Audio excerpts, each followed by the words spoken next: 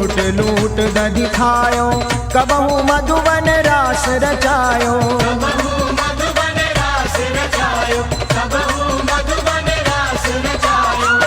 पति विपिन बिहारी राधे श्याम श्यामा श्याम।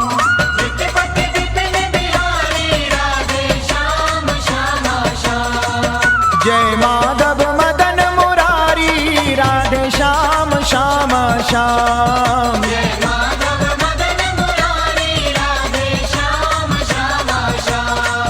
जय केशव कलि मलिहारी राधे श्याम श्यामा श्याम। जय केशव कलि मलिहारी राधे श्याम श्यामा श्याम।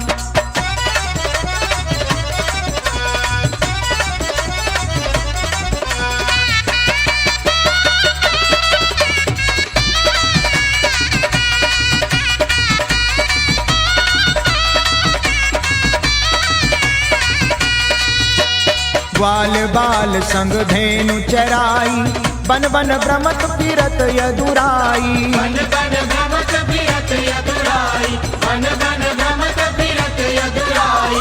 कांधे कामरिकारी राधे श्याम श्यामा श्याम। कांधे कामरिकारी राधे श्याम श्यामा श्याम।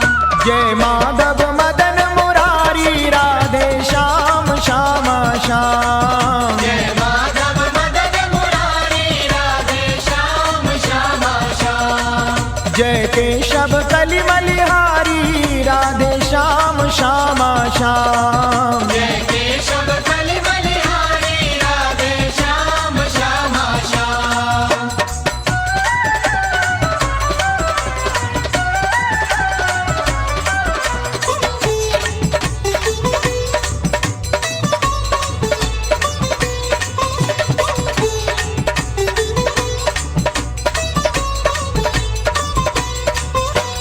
चुरा चुरा नवनीत जो खायो, ब्रजबन तन ये नाम धरायो। ब्रजबन तन ये नाम धरायो, ब्रजबन तन ये नाम धरायो।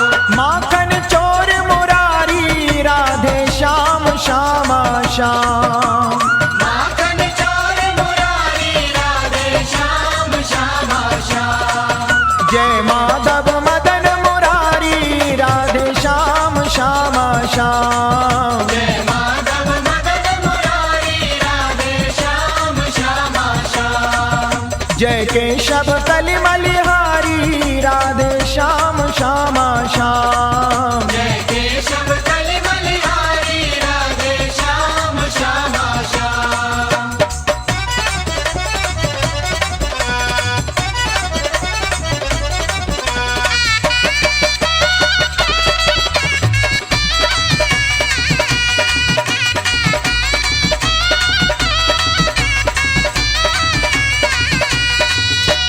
एक दिन मान इंद्र को मारो, नखों पर गोवर्धन धारो। रखू पर गोवर्धन धारो, रखू पर गोवर्धन धारो। नाम पढ़ो गिरधारी राधे श्याम श्यामा श्याम। नाम पढ़ो Girdhari Radhe Shyam Shyama Shyam.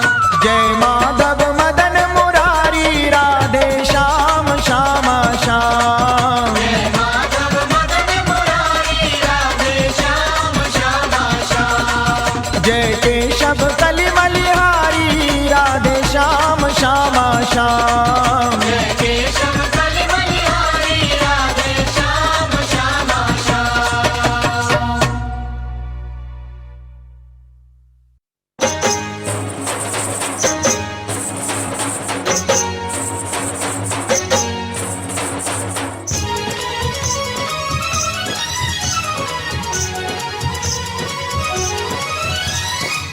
Oh, oh, oh, oh, oh, oh, oh, oh, oh, oh,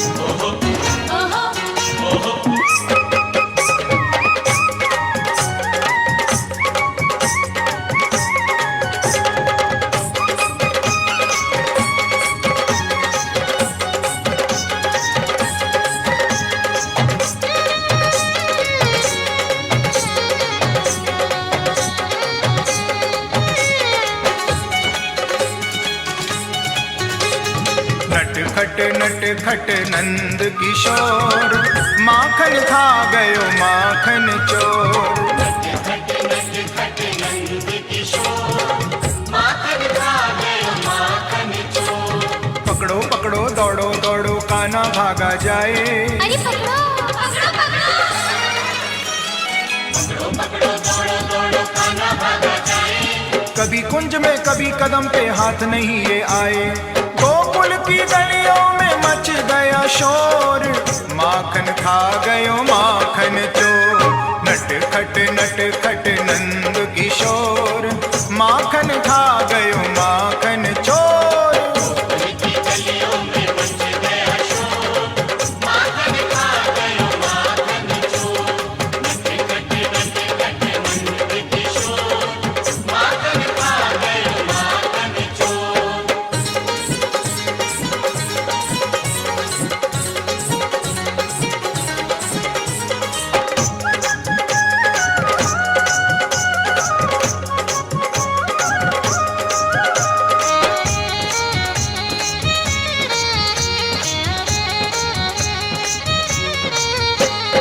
संग में सखाओं की टोली खड़ी, माखन चुराने की आदत पड़ी।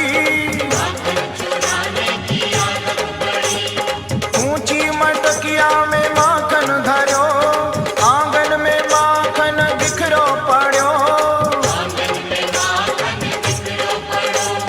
हाथ नहीं आए झपट के खाए, गटक गटक माखन गटकाए। अरे यही रोज का इसका दौर, माखन खा गयो माखन चोर। नट खट नंद किशोर, माखन खा गयो माखन चोर। की गलियों में मच गया शोर, माखन खा गयो माखन चोर। नट खट नंद किशोर, माखन खा गयो माखन चोर।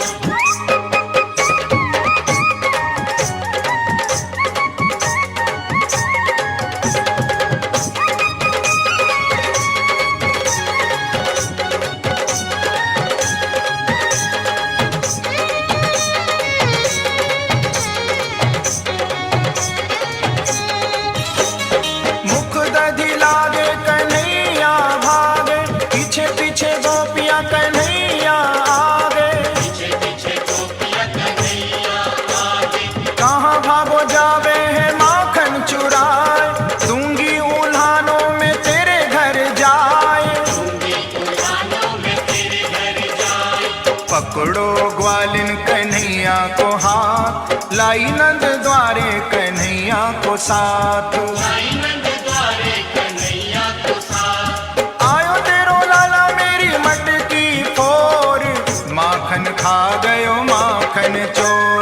नट खट नंद किशोर, माखन खा गयो माखन चोर। की गलियों में मच गया शोर, माखन खा गयो माखन चोर। नट खट नंद किशोर, माखन खा गयो माखन चोर।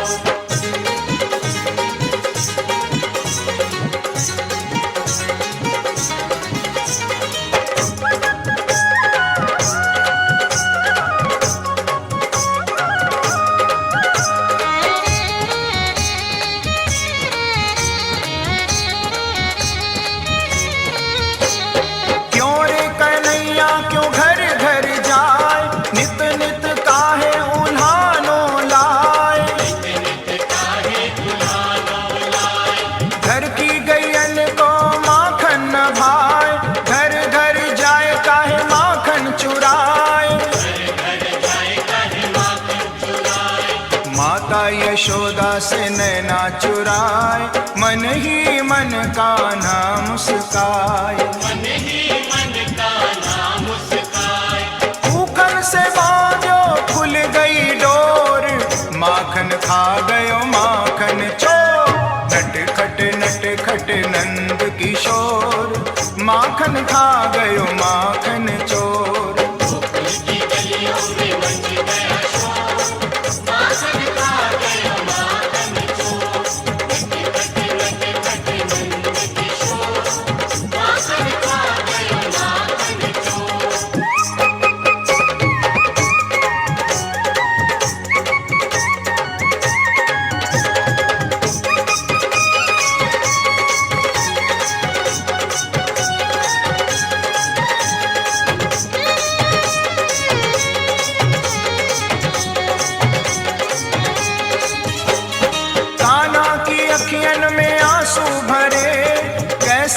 यशोदा माँ धीरज धरे, जैसे यशोदा माँ धीरज धरे। माखन मिश्री को भोग लगाए, रूठे कन्हैया को लीनो मनाए। झूठे कन्हैया को लीनो मनाए। लीलाधारी की लीला अपार, बोलो कन्हैया की जय जयकार। बोलो कन्हैया की जय जयकार। माखन को नहीं है चित चोर, मन हर लीनो नंद किशोर। नट खट नंद किशोर, माखन खा गयो माखन चोर। गोकुल की गलियों में मच गया शोर, माखन खा गयो माखन चोर। नट खट नंद किशोर, माखन खा गयो माखन चोर। पकड़ो पकड़ो दौड़ो दौड़ो कान्हा भागा जाए। अरे पकड़ो पकड़ो पकड़ो। पकड़ो पकड़ो दौड़ो दौड़ो कान्हा भागा जाए। कभी कुंज में कभी कदम पे हाथ नहीं ये आए। गोकुल की गलियों में मच गया शोर, माखन खा गयो माखन चोर। नट खट नंद किशोर, माखन खा गयो माखन चोर। गोकुल की गलियों में मच गया शोर, माखन खा गयो माखन चोर। नट नंद किशोर, माखन खा गयो माखन चोर। गोकुल की गलियों में मच गया शोर, माखन खा गयो माखन चोर। चित चुरा गयो नंद किशोर, चित चुरा गयो नंद किशोर। माखन खा गयो माखन चोर।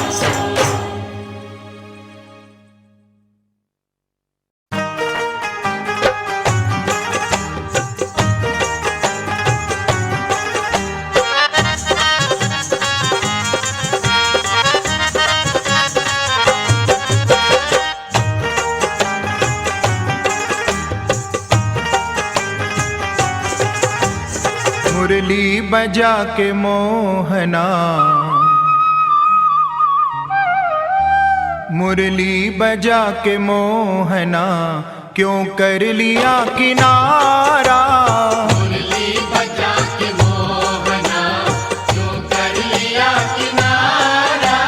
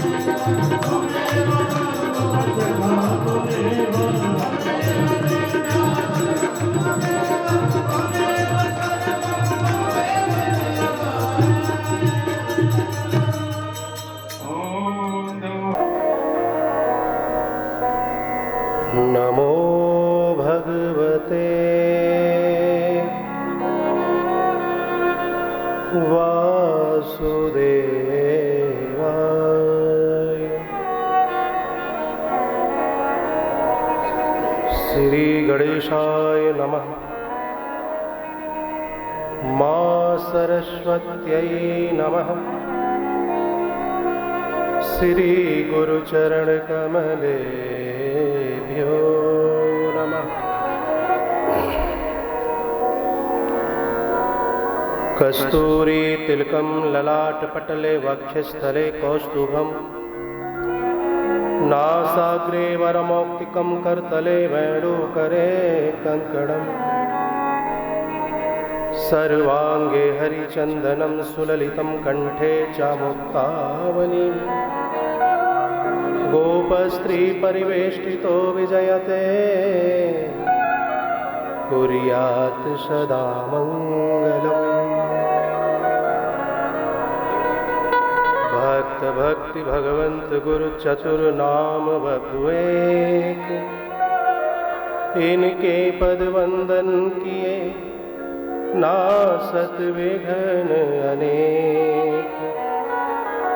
काहू को बल भजन को काहू के आचार व्यास भरोसे कुंवरी के सोवत पाव पसार।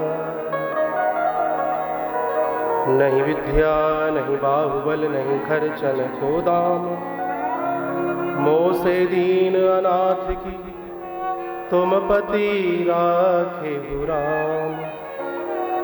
आइए हनुमंत विराजिए कथा कहूँ मति अनुसार प्रेम सहित गद्दी धरूं विराजिए पवन कुमार।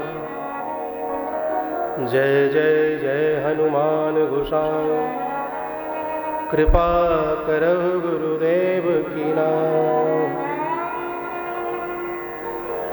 ओम हरम हरि मरीश्चंद्रम हनुमंतम हलायुधम पंचकव्यम स्मरेत नित्यम घोर संकटनाशनम। या देवी सर्वभूतेषु मातृरूपेण संस्थिता नमस्तस्यै नमस्तस्यै नमस्तस्यै नमो नमः। सर्वमंगलमांगल्ये शिवे सर्वार्थसाधिके शरणत्र्यंबके गौरी मां नारायणी नमोस्तुते।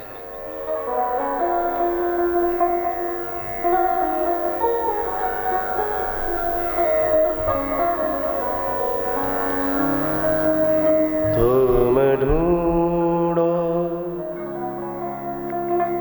मुझे गोपाल में खोई गैया तेरी। तुम ढूंढो मुझे गोपाल में खोई गैया तेरी। सुध लो मेरी गोपाल सुध लो मेरी गोपाल में खोई गैया तेरी। तुम ढूंढो मुझे गोपाल में खोई गैया तेरी।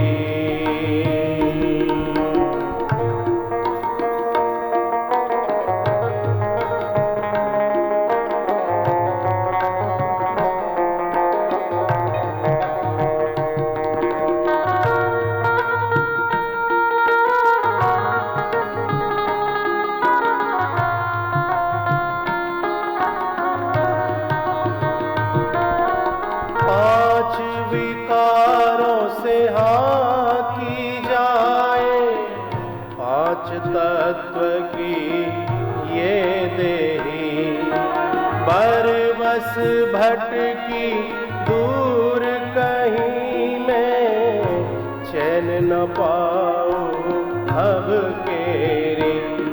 ये कैसा माया जाल में उलझी गैया तेरी।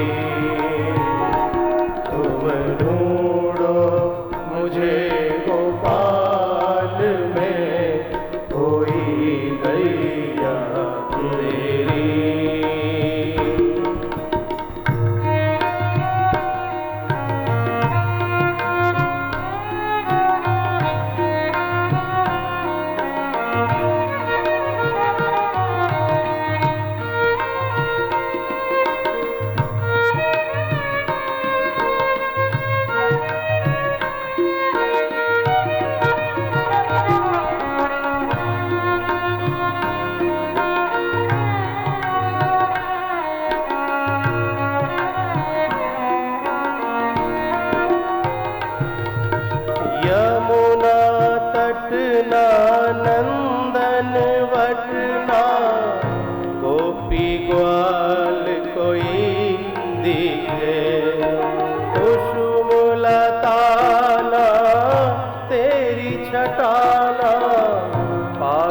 पखेरु कोई दिखे, अब सांझ भई घन श्याम में व्याकुल गैया तेरी। तुम ढूंढो मुझे गोपाल में कोई गैया तेरी।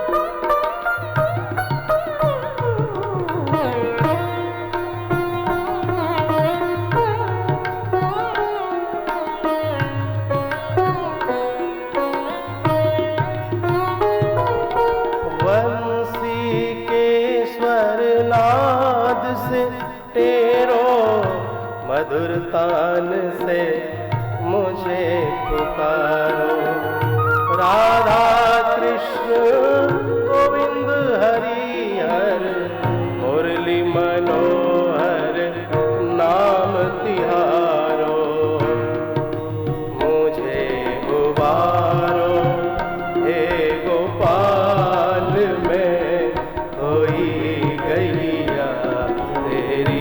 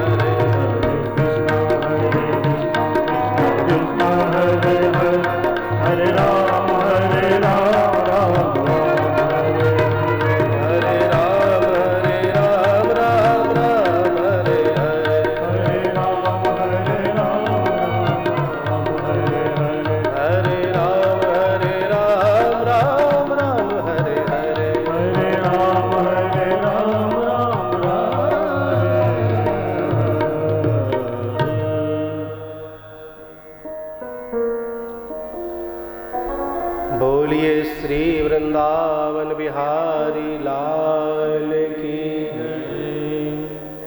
श्रीमद्भागवत महापुराण की बरसाने वारी की, गंगा महारानी की, जमुना मैया की, गौ माता की, अपने अपने मात पितान की, अपने अपने गुरु महाराज की, श्री खेलनवन धाम की, दाऊ दादा की, हनुमान जी महाराज की, संत समाज की, द्वारिकापुरी धाम की, द्वारकाधीश भगवान की जय जय श्री राधे जय जय श्री राधे जय जय श्री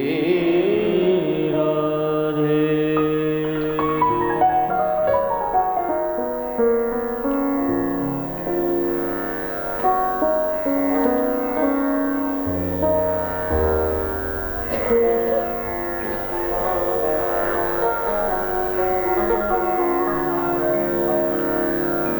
पधारे हुए संत वृंद, भक्त वृंद, समस्त सनातनी भाई बहन, आप सभी को सर्वप्रथम आपके अपने ही ब्रजवासी बालक दासानुदास छबीले छैल बिहारी का सादर प्रणाम, कोटि कोटि नमन वंदन। भागवत भगवान हमारे मध्य में विराजमान हैं। आज कथा के तृतीय दिवस में अवगाहन करने से पूर्व बड़े प्रेम के साथ हम इन्हें प्रणाम करें, नमन करें, वंदन करें और प्रार्थना करें, प्रभु अपनी कृपा सदैव हम सब पर बनाए रखना।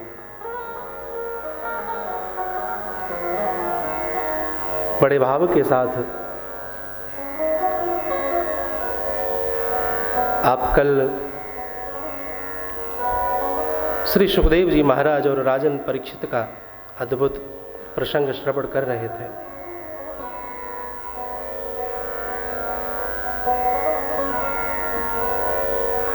परीक्षित से श्री सुखदेव जी ने एक प्रश्न पूछा है, राजन आप क्या सोचते हो कि भगवान ऐसा क्या देखते हैं कि जिसे देख करके परमात्मा रीझ जाते हैं? तो परीक्षित ने अपनी मति के अनुसार उत्तर दिए। बोला, भगवान ये तो देखते ही होंगे गुरुदेव कि ये कितना पढ़ा लिखा है। बोले नहीं, भगवान यदि पढ़ाई लिखाई देखते तो गजेंद्र पर कृपा थोड़ी की होती, वह तो पशु था। तो गुरुदेव देखते होंगे कि ये कितनी बार मंदिर जाता है, स्नान करता है।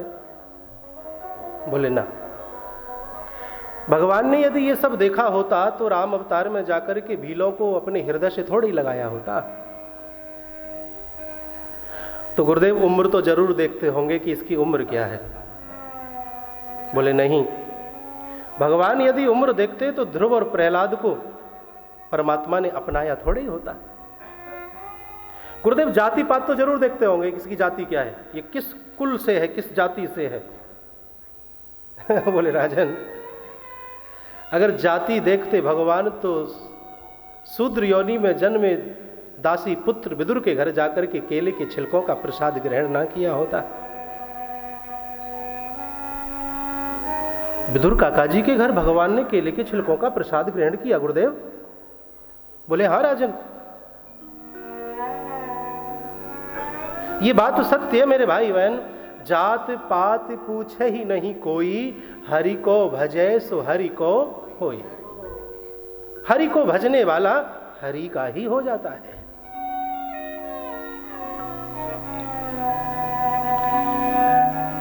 एक बार उद्धव और भगवान श्री कृष्ण बैठकर के चर्चा कर रहे थे। मित्र हैं, चाचा के लड़के भी हैं, बृहस्पति शिष्य हैं। उद्धव जी परम विवेकी हैं, परम ज्ञानी हैं। दोनों मित्र चर्चा कर रहे थे। बोले अच्छा कृष्ण ये बताओ, आपको सर्वाधिक प्रसाद पाने में आनंद कहाँ आया? भगवान कहते हैं उद्धव, विदुर काका जी के घर जाकर के जो केले के छिलकों का प्रसाद ग्रहण किया ना, उसके बराबर मुझे आनंद और कहीं आया नहीं। उद्धव, मैंने अपने प्रत्येक भक्त को कुछ ना कुछ दिया है, लेकिन मैं विदुर काका जी को कुछ दे नहीं सका। कभी तुम्हारा उनसे मिलना हो तो उन्हें कहना कि कृष्ण उन्हें याद करता है। मेरी प्रणाम कहना विदुर काका जी से जब भी आप मिलो, क्योंकि आप तो भ्रमण करते रहते हो।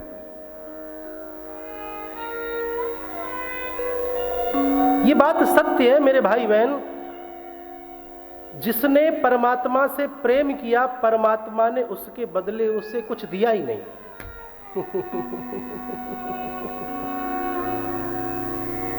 बड़ी जोरदार बात है। हाँ,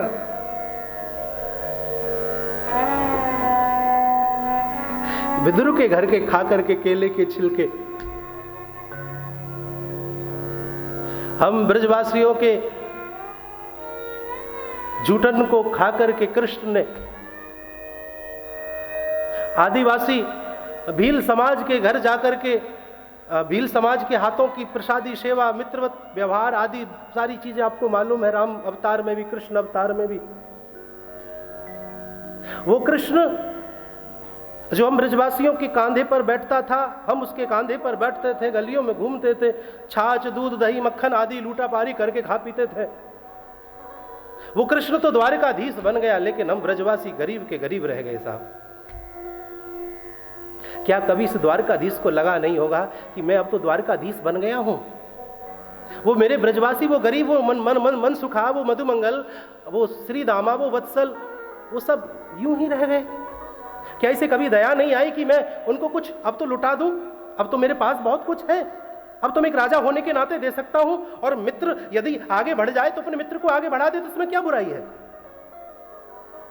ख्याल आता था इस द्वारकाधीश को।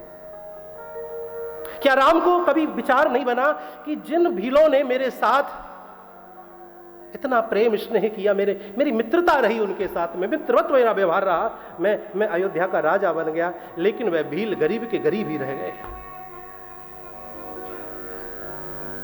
अरे चाहते तो कुछ ना कुछ पहुंचा सकते थे, गुपचुप कहीं ना कहीं करके निकाल सकते थे, कोई नाली भी बना सकते थे। इसके पीछे कारण यही था मेरे माई बाप, जब भी इस द्वारकाधीश का हृदय होता ना कि मैं ब्रजवासियों को कुछ दूं, तो ये सोच में पड़ जाता, विचार करता कि मैं दूं प्रेम के बदले क्या? ऐसी कौन सी वस्तु है जो प्रेम के बदले दी जा सके? प्रेम के बदले यदि कुछ दिया जा सकता है संसार में, तो धर्म प्रेमी वो केवल सिर्फ प्रेम है, धन नहीं है, कोई गिफ्ट नहीं है, कोई उपहार नहीं है। यही कारण था कि कृष्ण और राम अपने प्रेमियों को प्रेम के बदले कुछ दे ना सके। राम ही केवल प्रेम प्यारा, जान ले सोई जानन हारा। उसे केवल प्रेम प्रिय है, वो प्रेम चाहता है, प्रेम दो। और ये सत्य है, जब हम उसे प्रेम करते हैं तो हमें भी प्रेम करता है।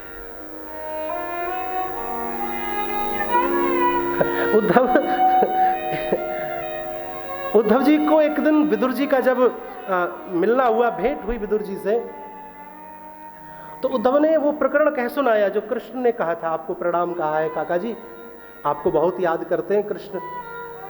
वृद्ध विदुर के नेत्र सजल हो गए, आंखों में आंसू भर आए कि मेरा ऐसा सौभाग्य कि मुझे कृष्ण स्मरण करते हैं, कृष्ण याद करते हैं। देखो, संतों को तो दुनिया याद करती है, लेकिन संत आपको याद करे, इससे बढ़कर के और कोई बात नहीं हो सकती। पूज्य महाराज जगन्नाथ जी से पधारे और मेरा नंबर, रूम नंबर लेते हुए, कितना अनुग्रह, कितना प्रेम है। आए महाराज जी, बैठे, चर्चा हुई।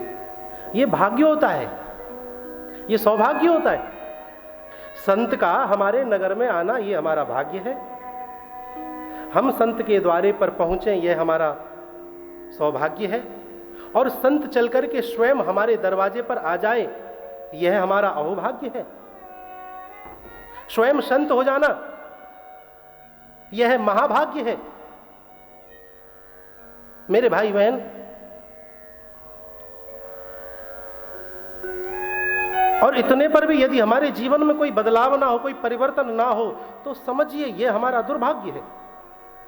लोग कहते हैं कि संतों के दर्शन से क्या लाभ मिलता है। अरे भैया, संतों का दर्शन मिल गया ना, यही सबसे बड़ा लाभ है। बड़े नसीबों से संत दर्शन प्राप्त होता है। मैं कथाओं में अक्सर कर कहता हूं कि अगर संत बैठकर के कोई कथा तुम्हारी सुन रहे हैं ना, तो इसका मतलब है कि वो प्रमाणिकता हो गई, प्रमाण हो गया।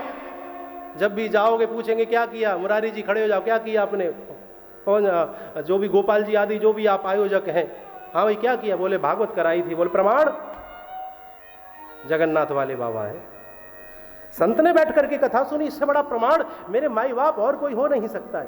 एक तरफ भागवत जी की कथा चल रही है और एक तरफ संत जी की अपनी रामचरितमानस जी की कथा चल रही है। राम और कृष्ण का क्या अद्भुत संगम मेरे माई बाप इस कथा के अंदर हो रहा, और क्या चाहिए। संत दर्श अपने आप में मेरे माई बाप तीनों प्रकार के तापों को शमन करने की क्षमता रखता है। विश्वास हो, विश्वास करिए। एक बार देवर्षि नारद भगवान से मिलने के लिए पहुंचे। प्रभु, आप कितने सारे भक्त हैं, कुछ आपके पास इनका लेखा जोखा भी है? मतलब इतने लोग आपको भजते हैं प्रभु, इतना आपको याद करते हैं, आप भी कुछ उनका लेखा जोखा रखते हो, आपको कुछ मालूम भी है? अच्छा अच्छा नारद जी, समझ गया, जाओ वो फलाने नंबर की अलमारी है, उसमें एक रजिस्टर रखा है, उसे निकाल के लाओ। नारद जी गए दौड़े दौड़े, बोले खोलो। अब नारद जी को तो यही था कि सबसे बड़ा भक्त मैं ही हूं, मेरा ही नंबर पहले नंबर पे लिखा होगा इसमें।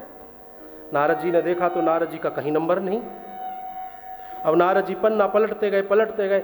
जब कभी आप किसी के विवाह की एल्बम देखते हो ना, तो उसमें दूल्हा दुल्हन कैसे लग रहे हैं, चाची बुआ फूफा कैसे लगे देता, उसमें ये देखते हैं कि हमारा फोटो कहाँ है, हमारा फोटो कैसा आया है। तो नारद जी को तो बस यही लगा हुआ था कि मेरा नाम इसमें कहाँ लिखा हुआ है। पूरा रजिस्टर उलट पुलट करके रख दिया। उदास हो गए, मायूस हो गए। भगवान, मैं तो सुबह शाम दिन रात नारायण नारायण जपता हूं, मेरा तो कहीं नाम इस रजिस्टर में ही नहीं है। अच्छा, आपको अपना नाम देखना है तो जाओ वो अलमारी उस नंबर की देखो, वहां पे एक छोटी सी डायरी रखी है, लेके आओ। दौड़े दौड़े गए नारद जी, खोलो। नारद जी ने खोल के देखा तो सबसे पहले पृष्ठ पर ही पहली पंक्ति में ही नाम लिखा हुआ था, देव ऋषि नारद जी। नारद जी खुश हो गए, लेकिन नारद जी ने कहा प्रभु, मेरा नाम इस डायरी में क्यों है, रजिस्टर में क्यों नहीं है? भगवान कहते हैं देखो नारद जी, बात ऐसी है, जो मुझे याद करते हैं उनका नाम तो इस रजिस्टर में है, और जिन्हें मैं याद करता हूं उनका नाम मैंने डायरी में लिखा हुआ है।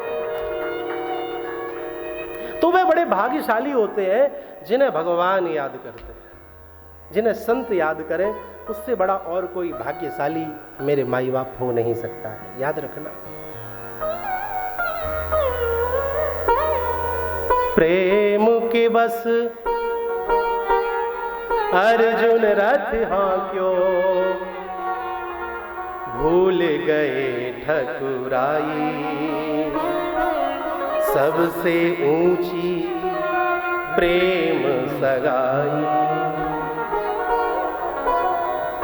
दुर्योधन के मेवा त्यागे, साग विदुर घर खाई, सबसे ऊंची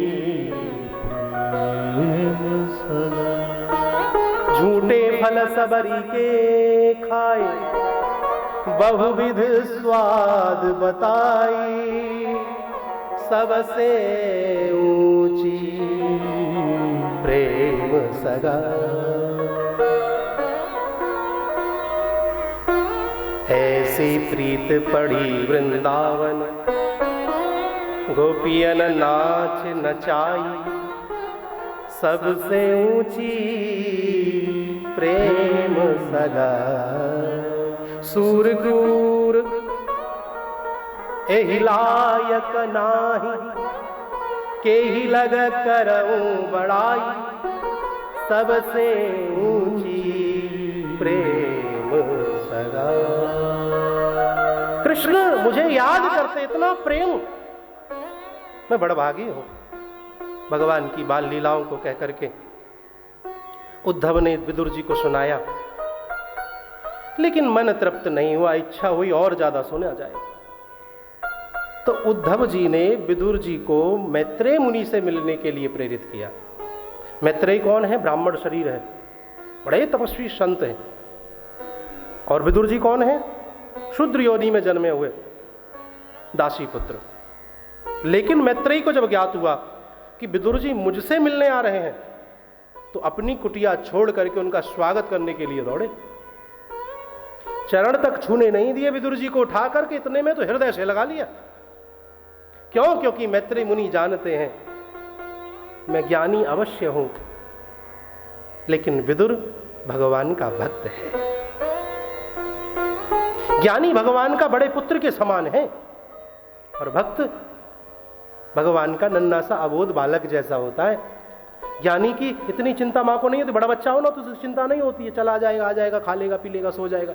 लेकिन नन्हा सा बालक जब होता है ना, तो मां पूरे दिन उसी में लगी रहती है, उसी की चिंता में। भक्त भक्त होता है। बड़े प्रेम पूर्वक आसन आदर सहित दिया, विराजमान किया। विदुर जी हाथ जोड़ करके बोले, मुनिवर, मैं जिज्ञासा अवश्य कुछ आपसे प्रश्न करना चाहता हूं। मैं जानना चाहता हूं कि भगवान ने शूकर का रूप क्यों धारण किया? क्या आवश्यकता थी भगवान को शूकर का रूप धारण करने की?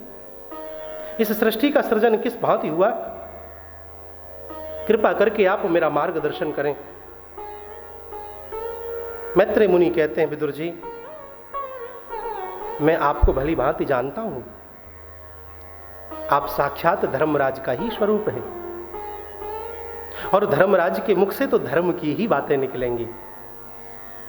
मांडव्य ऋषि एक बार समाधि में बैठ के तपस्या कर रहे थे। राजा के यहां चोर चोरी का सामान लेके वहां से भागे, चोरी करके भागे। अब चोरी का सामान भारी था, तो चोरों ने अपनी जान बचाना चाहा, और वह सारा का सारा चोरी का सामान मांडव्य ऋषि की कुटिया में छुपा दिया। सोचा बाद में ले जाएंगे। सिपाही चोर के पीछे पीछे आए थे, मांडव्य ऋषि तक का वहां उनको खोज खबर लगी। कुटिया में देखा तो चोरी का सामान बरामद। जहां सबूत मिल गए, उठा लिया मांडव्य ऋषि को, राजा के सामने प्रस्तुत किया। बोले, महाराज, ये तो ढोंगी है, संत वेश में ये चोरी करता है। राजा ने कहा, इसे चढ़ा दो शूली पर। तो शूली पर जैसे ही मांडव्य जी को चढ़ाया, तपस्या का प्रभाव था, सूली क्या बिगाड़े महाराज, बैठ गए पद्मासन लगा करके। राजा को अपनी गलती का भान हो गया कि मैंने गलत कार्य कर दिया, माफी मांगी। मांडव्य कहते हैं कि मेरे को तेरे से कुछ लेना देना नहीं है, तू तो एक साधारण राजा है, लेकिन मैं उससे पूछूंगा। बस फिर क्या था, धर्मराज जी के पास पहुंच गए सशरीर, तपस्या के बल से। धर्मराज देख करके खड़े हुए, बोले, महाराज आप कैसे?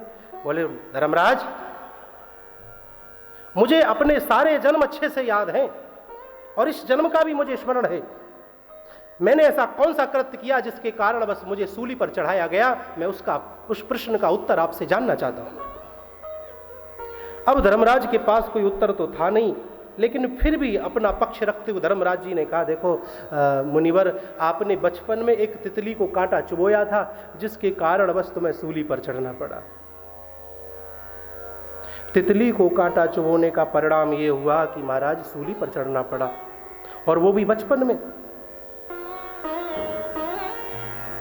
मांडव्य ऋषि कहने लगे, राजन तुम्हारी बात सत्य है, लेकिन मैं अबोध था, छोटा था, अनजान था, मुझे ज्ञान नहीं था।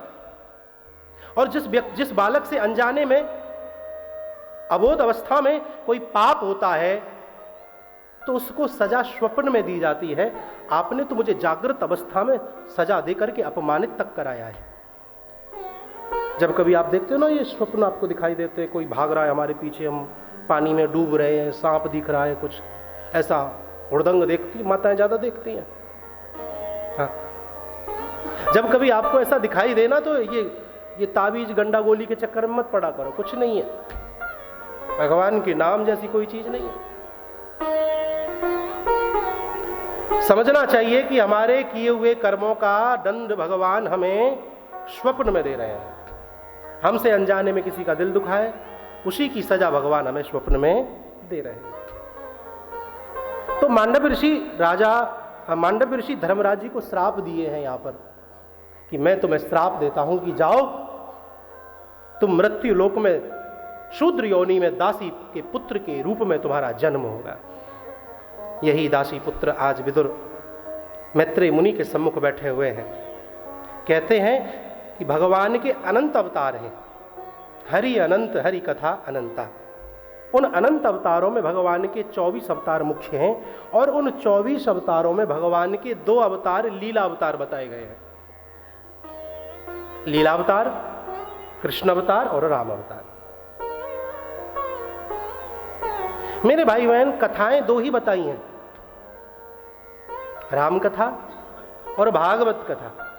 यही 2 लीला अवतार हैं, पूर्ण लीला अवतार हैं। बाकी तो भगवान हेतु के लिए आए हैं, थोड़ी थोड़ी देर के लिए। लेकिन 18 पुराणों पर भी लोग चर्चा करते, होनी भी चाहिए शास्त्रों की चर्चा। परंतु कथा का जो महत्व बताया गया वो केवल 2 चीजों का ही बताया गया, राम कथा का और भागवत कथा का। वक्ता होने के नाते कथावाचक कई कथाएं कर लेते हैं, एक अनुभव हो जाता है और एक शास्त्री का मतलब भी यही होता है। तिरुपति बालाजी में विष्णु पुराण की कथा अचानक से आई और करके आए हम। अचानक बैठे बैठे शिव पुराण का भाव बन गया शिष्यों का कुराली में, करके आए। फिर देवी भागवत महाराज मिली आपके वैष्णो देवी, देवी भागवत जी की कथा करके आए। तो कथाएं अन्य होती हैं, करते भी हैं, सुनते भी हैं, आपने भी सुनी होगी, करी होगी। लेकिन याद रखिएगा, जितना आनंद कृष्ण कथा का और राम कथा का है उतना आनंद अन्य कथा का नहीं है। क्षमा करना, जो आनंद राम और कृष्ण की कथा में।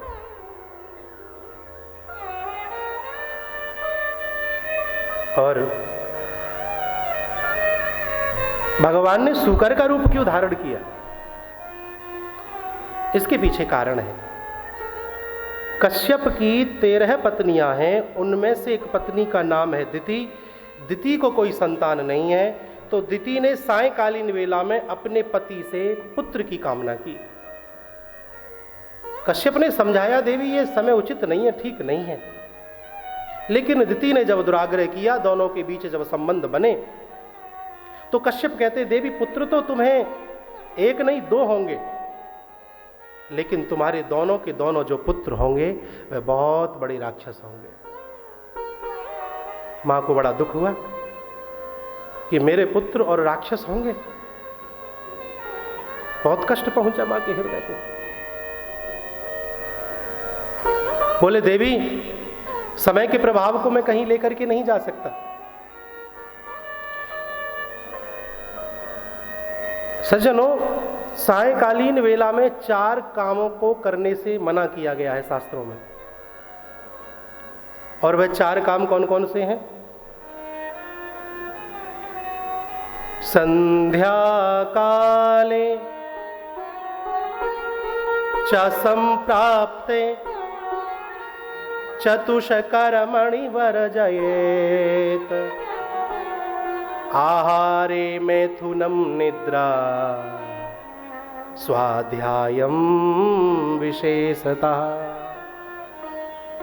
आहार नहीं करना चाहिए, निद्रा, मैथुन और स्वाध्याय, ये 4 काम सायकालीन वेला में मेरी प्यारी माता बहनों भाई बांधवों नहीं करना चाहिए। अगर करोगे तो क्या होगा? तो शास्त्र ने कहा, आहारे जायते व्याधि गर्भदुष्टिश्च मैथुने। आहार करने से शरीर में व्याधि यानी बीमारी लग जाएगी।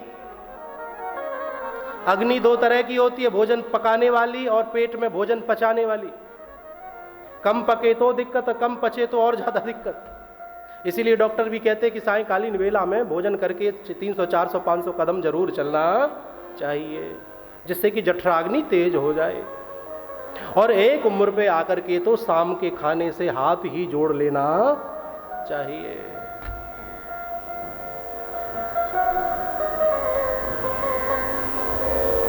गर्भदुष्टिश्च मैथुने, शास्त्र कहता है यदि सायंकालीन वेला में मैथुन करोगे तो गर्भ में दुष्ट संतान का आगमन हो जाएगा।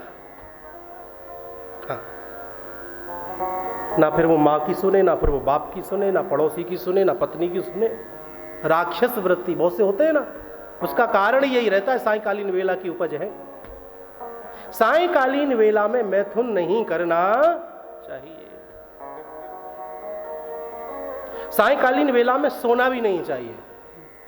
सोने से घर से लक्ष्मी पलायन कर जाती है, दरिद्रता का वास हो जाता है। बड़ी बूढ़ी माताएं पहले कह देती थी, अरे बहू खड़ी है, जा दोनों वक्त मिल रहे हैं, आरती दिया बाती कर ले। आजकल की सासों की तो हिम्मत ही ना है, बहुते कछु कहवे की महाराज, हाँ क्या कैसे देगी। इसीलिए व्यास जियों ने कहना शुरू कर दिया, भाई किसी को तो सास बनना ही पड़ेगा, घर चलाने के लिए सास भी बड़ी जरूरी है साहब। और हम तो स्पष्ट कर देते, देखो भैया सास होवे तो चंगी, वरना होवे खूंटी पे टंगी। सास हो तो चंगी हो, अच्छी है, फिर तो खूंटी पे टंगी मिले।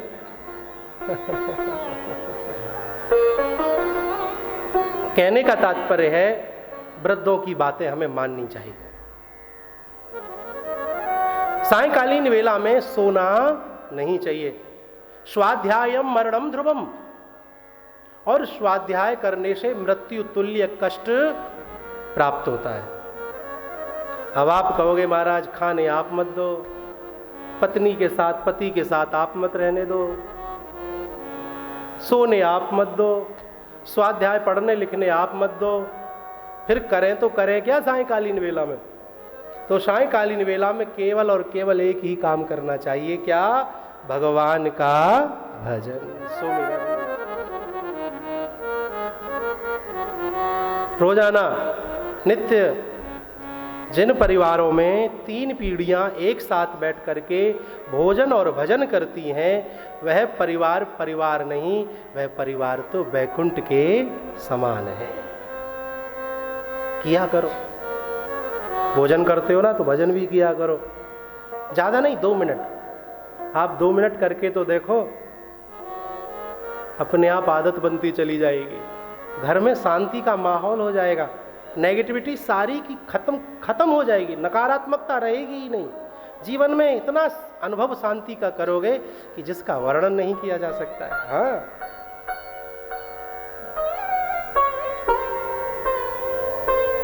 तो कश्यप कहते हैं, देवी पुत्र तो तुम्हारे राक्षस होंगे, लेकिन तुम्हारे पुत्रों के कल्याण के लिए स्वयं नारायण अवतरित होंगे। तो द्वितीय माता ने इन दोनों बालकों को अपने गर्भ में 100 वर्ष तक धारण किए रखा, भागवत का प्रमाण है। क्यों? क्योंकि बाहर निकलेंगे संसार को कष्ट देंगे, इससे तो अच्छा अंदर ही रखो। अब माताएं सोच रही होंगी, महाराज 9 महीने से ज्यादा कैसे कोई रख सकता है? ज्यादा 10 हो सकता है, 10.25 हो सकता है। योग बल से, योग बल।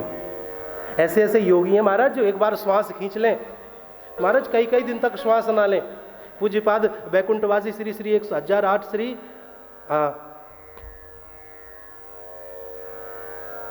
महाराज जी का स्मरण नहीं हो रहा, मेरे नाम चला गया, आ रहा था जुबान पे।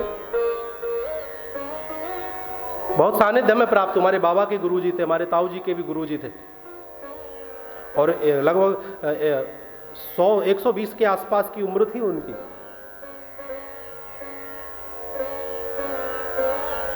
एक बार श्वास खींच लेते तो महाराज कई कई दिन मालूम नहीं कहां, यह कई घंटों का तो अनुभव हमने उनकी ढलती हुई उम्र, जो जाने वाले थे, जब 5-6 साल का उनका हमें सानिध्य मिला था। वृंदावन में गौदुलीपुरम में रहते थे,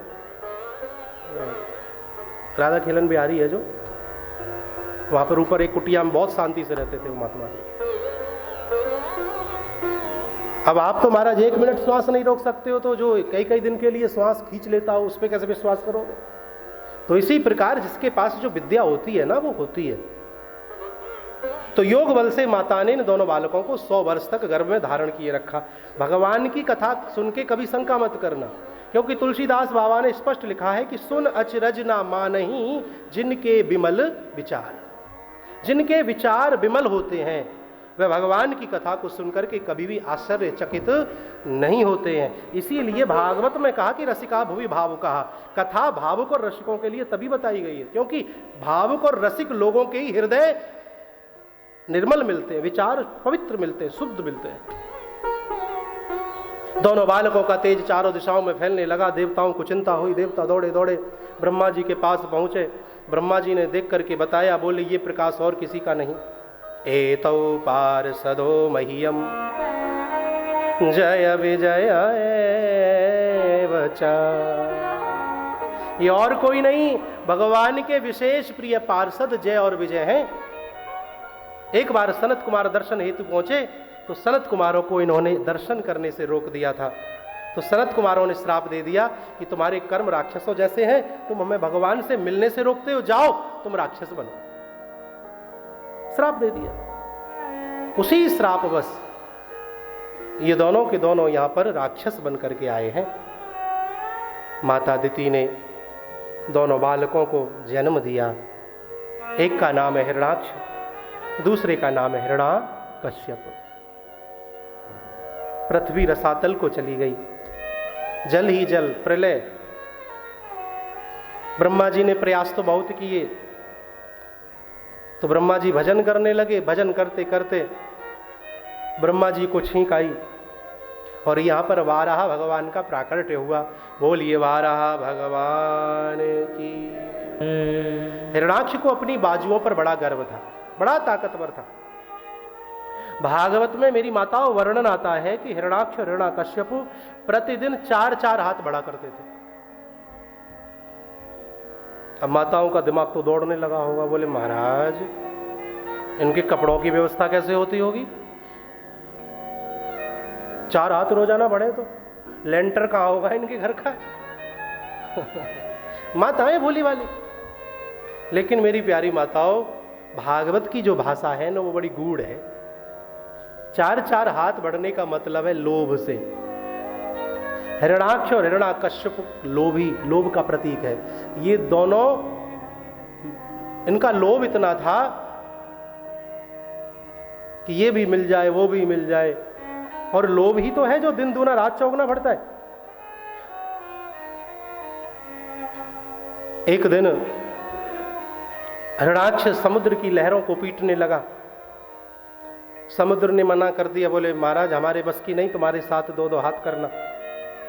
देव ऋषि नारद मिल गए। हे बाबा रुको, हमसे 2-2 हाथ करो।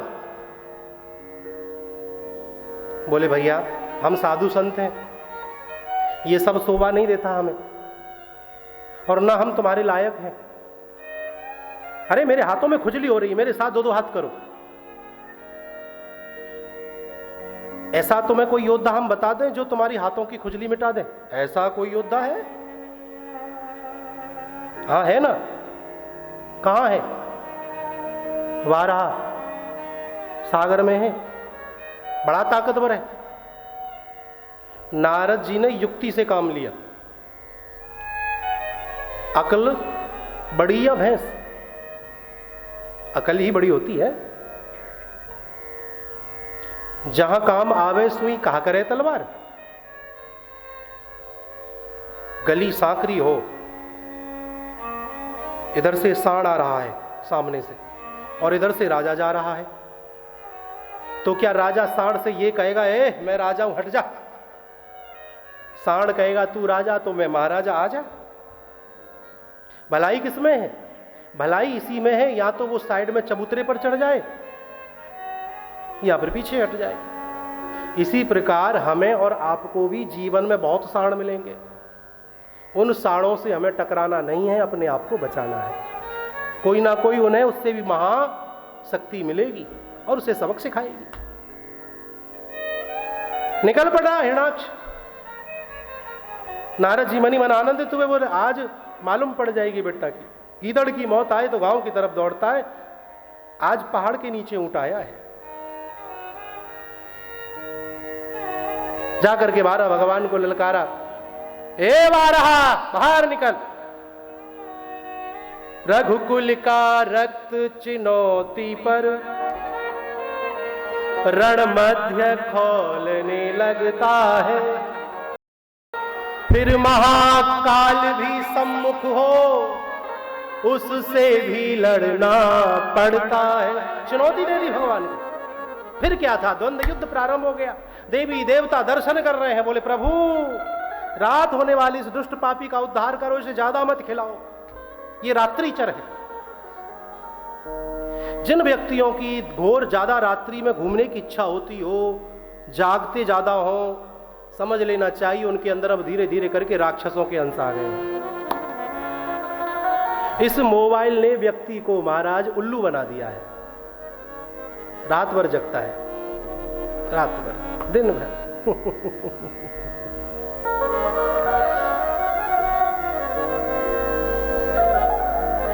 पहले ईस्ट इंडिया कंपनी आई थी इंडिया में और देश गुलाम हो गया था। अब इसी प्रकार महाराज अब दूसरी गुलामी है। पहले तो दूसरी प्रकार की गुलामी थी, अब तो तुम्हारा महाराज बहुत कुछ जा चुका है। ठीक है, देखो हम भी देखते हैं, हम भी चलाते हैं। अति सब चीज की बुरी होती है। देखो काम के लिए ठीक है, मनोरंजन का भी मन होता है, आध घंटा, 1 घंटा, 2 घंटा, 4 घंटा, अरे 6 घंटा, अरे माताओ 8 घंटा बहुत है।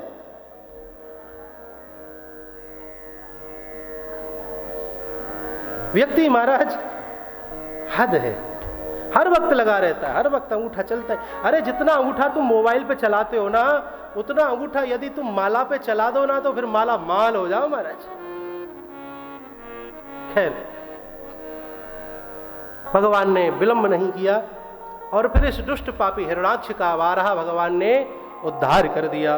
बोलिए वाराह भगवान की जय। जय श्री राधे, जय जय श्री राधे, जय जय श्री राम।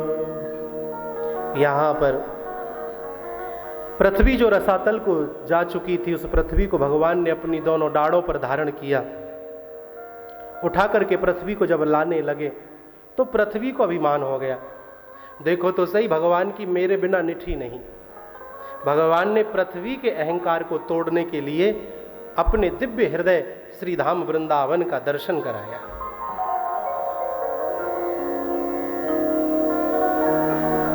जब दिव्य वृंदावन का दर्शन किया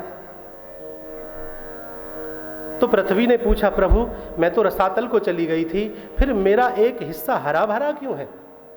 बोले देवी, यह मेरा हृदय वृंदावन है। सब कुछ नष्ट हो सकता है लेकिन मेरे हृदय का कभी भी नाश नहीं हो सकता है।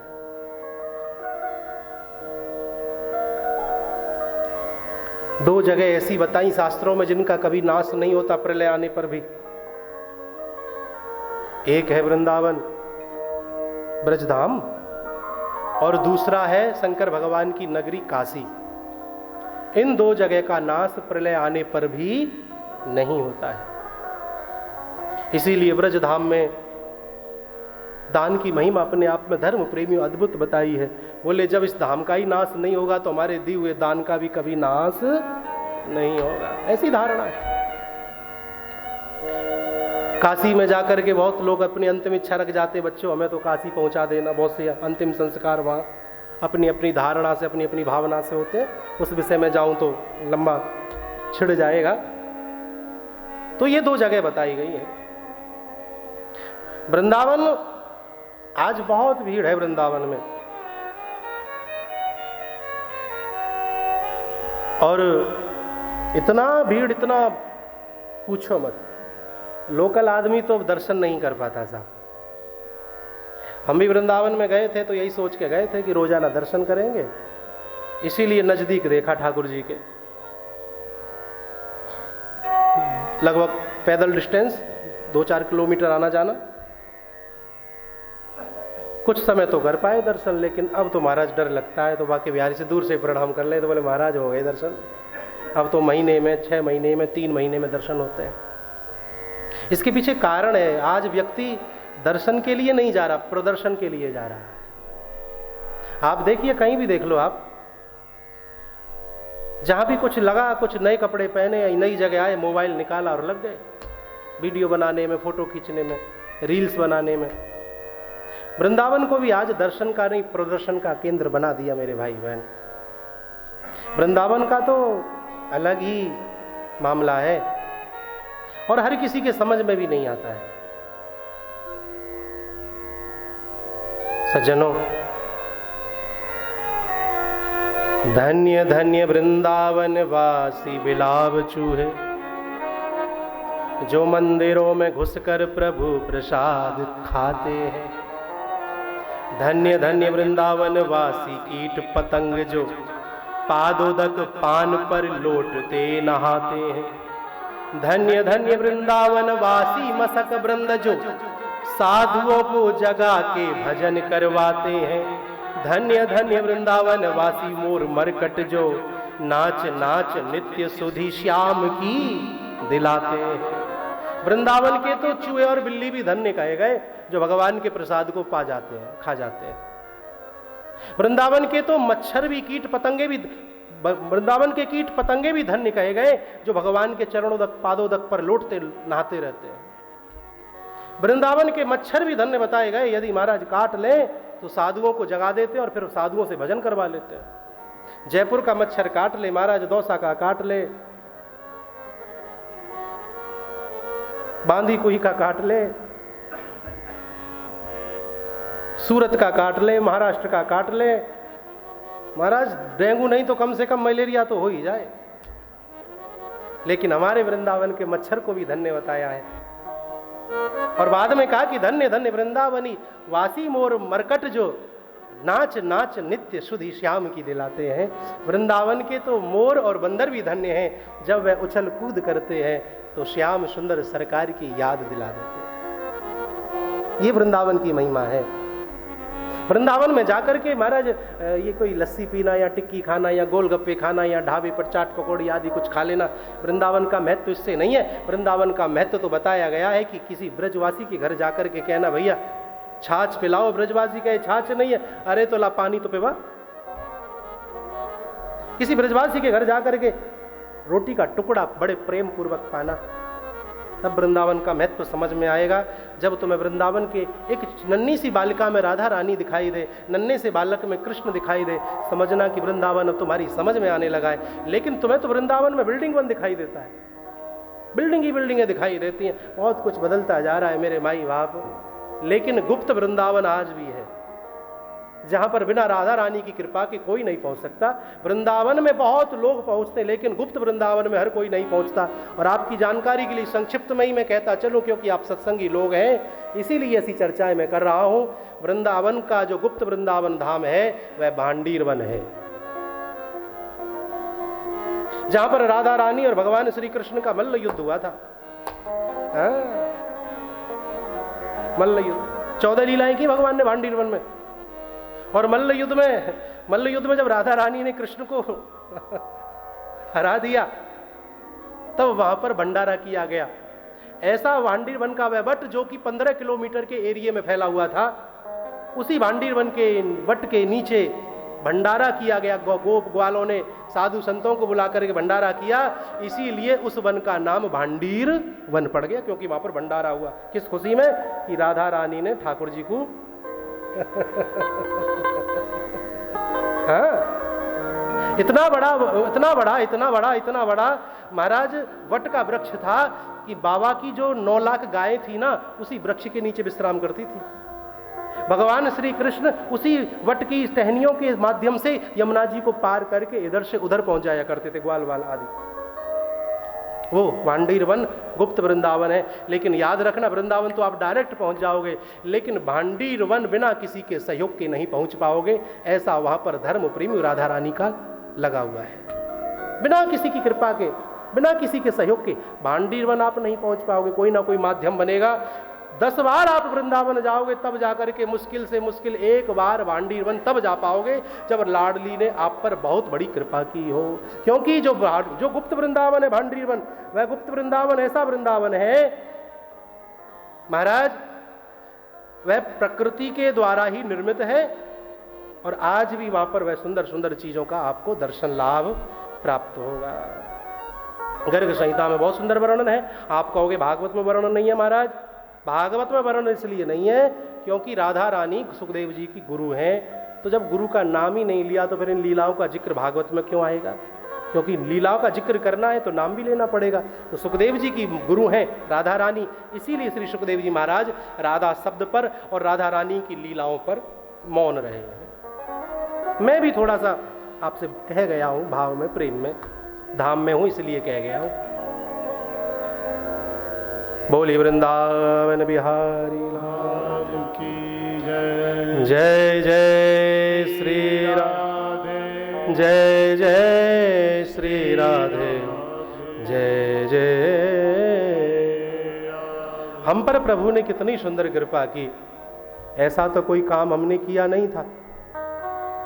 आप ही जरा विचार करो, कोई ऐसे पुण्य किए थे क्या हमने की? रामेश्वर धाम में जाकर के भागवत जी की कथा, द्वारिका धाम में जाकर के भागवत जी की कथा ठाकुर जी को सुनाएंगे, या आप सुन पाओगे? ये उसकी कृपा है। मुझे स्मरण हो रही हैं कुछ भजन की पंक्तियां। आइए प्रेम पूर्वक मेरे साथ भाव से गुनगुनाइएगा, बहुत अच्छा लगेगा।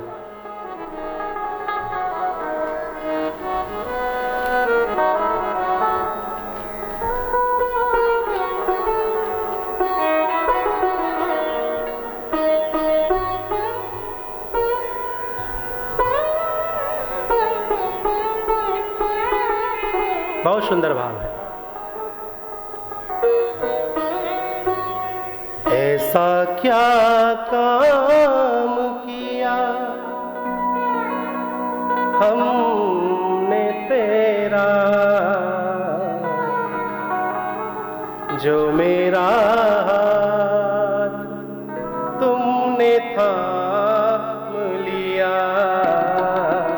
ऐसा क्या काम किया हमने तेरा, जो मेरा हाथ तुमने थाम लिया। मेरी जिंदगी बदल दी तुमने, मेरी जिंदगी बदल दी तुमने। क्या जरा सा मैंने तेरा नाम लिया, ऐसा क्या काम किया हमने तेरा, जो मेरा हाथ तुमने थाम लिया। ऐसा क्या काम किया। प्रेम से काली सेवा करते, बहुत सुंदर भजन है।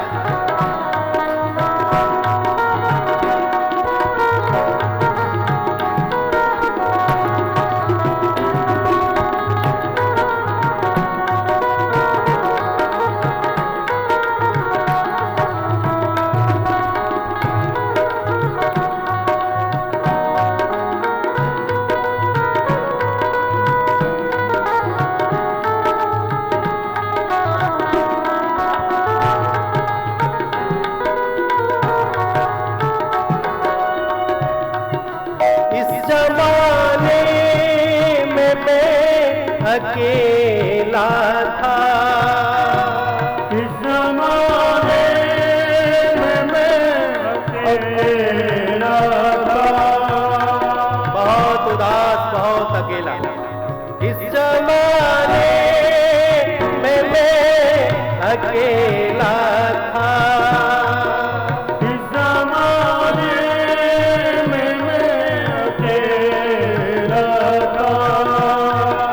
तेरी माया के रंग में घेरा था, तेरी माया के रंग में घेरा था।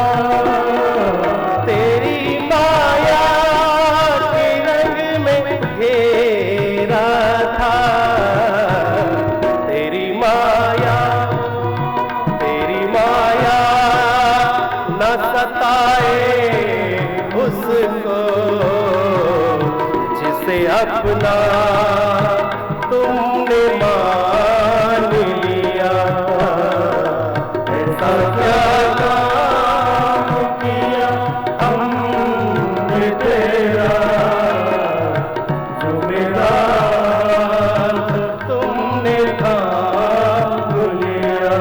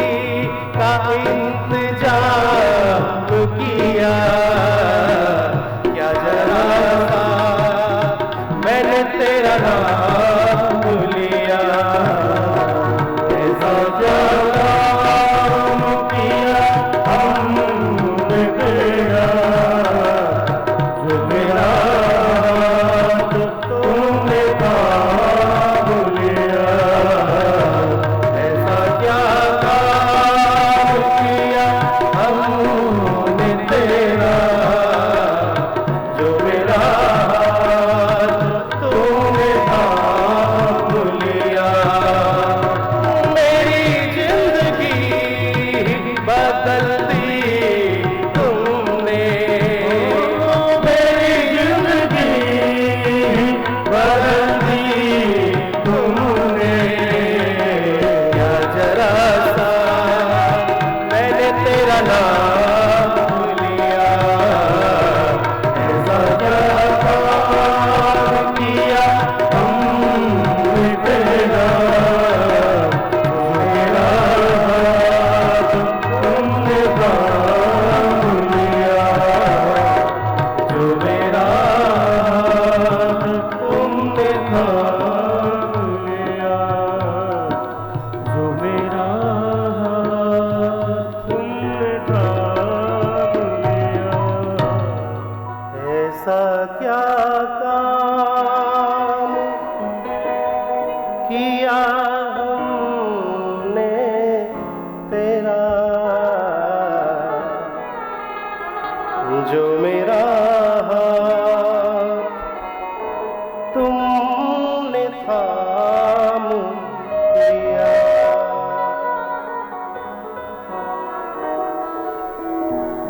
भगवान की कृपा के बगैर कुछ भी संभव नहीं है।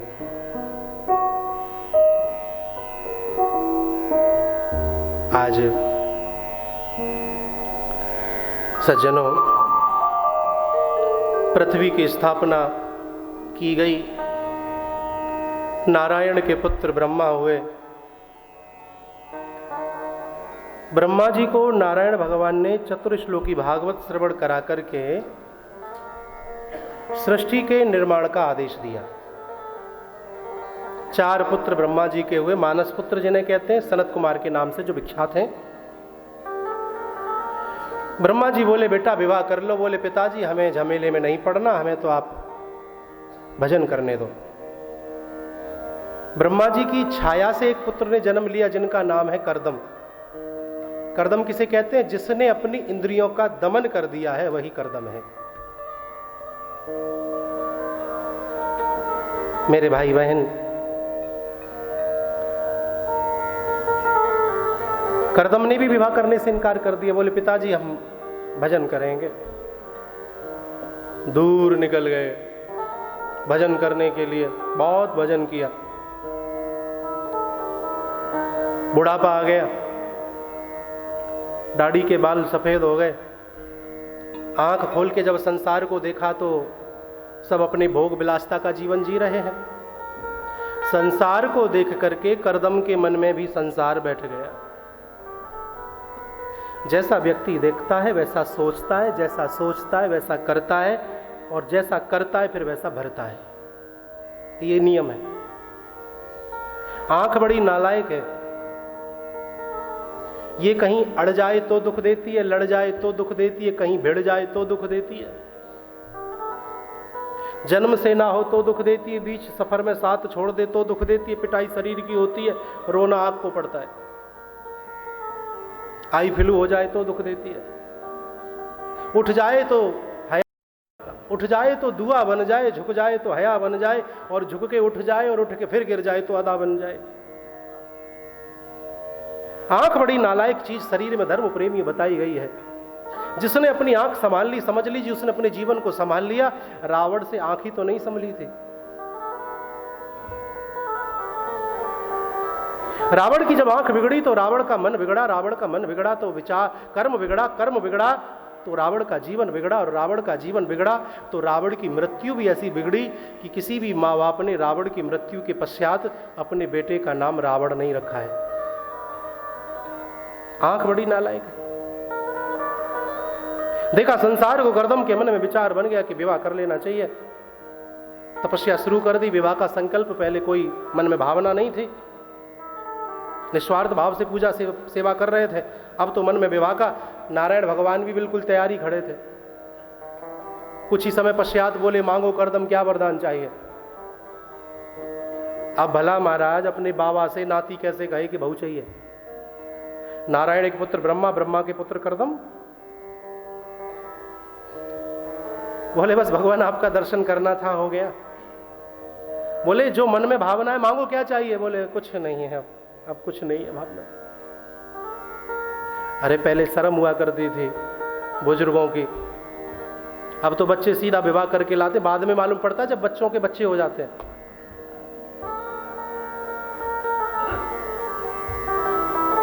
छू ले अपने सास ससुर के पैर। खैर, अब भगवान बोले अच्छा तो तुम्हारा विवाह करा दें। बोले भगवान समझ गए मन मन भावे मूड हिलावे, मन में हाँ है और मूड ना में हिलाया जा रहा है। देखो हमने तुम्हारा विवाह स्वयंबा मनु की पुत्री देवहूति के साथ तय कर दिया है। भगवान जब आपने तय कर दिया तो मैं मना भी नहीं कर सकता, लेकिन एक मेरी प्रार्थना आपसे निवेदन, जब मैं गृहस्थ आश्रम में प्रवेश करूं तो आप मेरे घर पुत्र के रूप में अवतरित हों। भगवान बोले है वस्तु ऐसा ही होगा। करदम के साथ में स्वयंबा मनु ने अपनी पुत्री देवहूति के विवाह की बात की।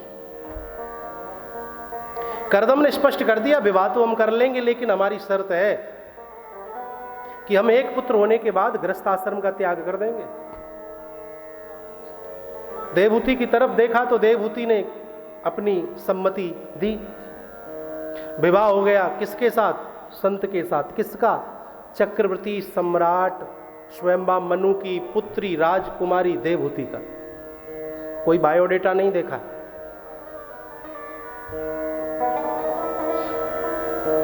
क्या देखा? संस्कार। जीवन में कीमत संस्कार की है।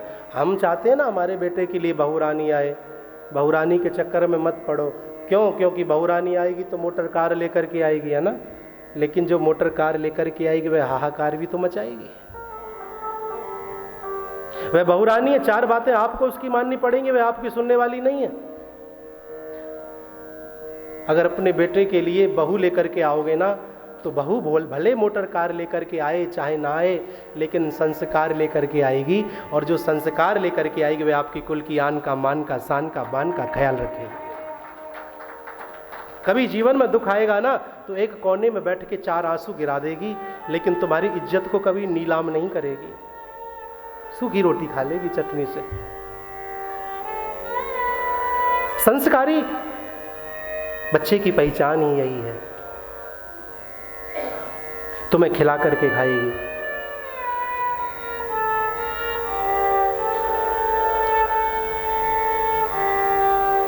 मेरे भाई बहन, स्वयंबा मनु ने अपनी पुत्री को विदा किया, करदम ले गए साथ। क्या जोड़ी है साहब। महलों में पली, महलों में बड़ी हुई राजा की बेटी आज कुटिया में प्रवेश करती है। संत के पास क्या मिलेगा? कुटिया। आज के टाइप के थोड़े ही संत जो महाराज 5 स्टार भी फेल है। बोले ये बच्चे किसके हैं? बड़ी आवाज आ रही है, शोर आ रहा है। बोले ये बच्चे ब्रह्मचारी महाराज के हैं।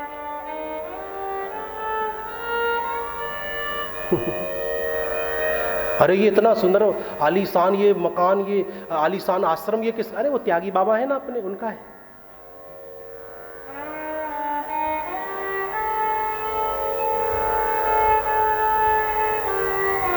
इतना ये शोर कहां से आ रहा है? वो मौनी बाबा का आश्रम है ना, वहीं से शोर है। ये पीड़ा है, ये दर्द है। कुटिलों के दरवाजे झांके, सरल संत का मूल्य ना आके। हो जाए दीदार हमने देख लिया संसार हमने देख लिया।